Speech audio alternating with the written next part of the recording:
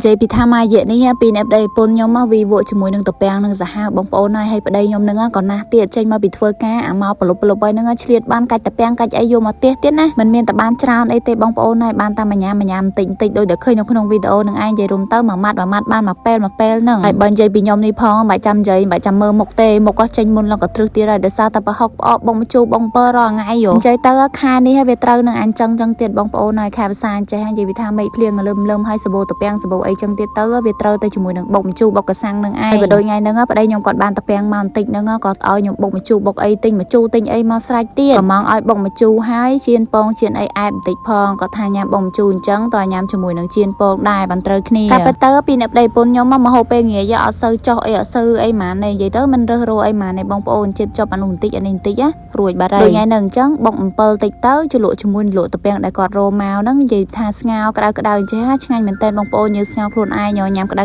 ហើយមិនមែនតែបានច្រើនអីទេបានតែបន្តិចនឹងឯងនិយាយទៅបានមកល្មមញ៉ាំឆ្អែតពីអ្នកប្តីពុនណាប៉ណ្ណឹងបើយើងទិញគេក៏មួយបាច់ដែរបងប្អូន 2000 ណានៅខាងខ្ញុំនេះគេលក់មួយបាច់ 2000 ប្តីខ្ញុំគាត់ថានៅលើភ្នំកន្លែងដែលគាត់កាច់ហ្នឹងរៀងសបោដែរប៉ុន្តែតពាំងវាអត់តន់សូវធំទេទៅតែតូចដូចដែលបងប្អូនឃើញនៅក្នុងវីដេអូអញ្ចឹងនិយាយរំទៅតូចខ្លីតូចពេកអញ្ចឹងពេលយើងស្ងោរទៅក៏វាអត់តន់មានសាច់មានអីញ៉ាំច្រើនដែរប៉ុន្តែគ្រាន់ថាតូចអញ្ចឹងវាឆ្ងាញ់ណាស់ជាតិផ្អែមមែនតើបានស្ងោរថ្មីញ៉ាំក្តៅអញ្ចឹងទៀតនិយាយពីថាអែមខ្លាំងណាស់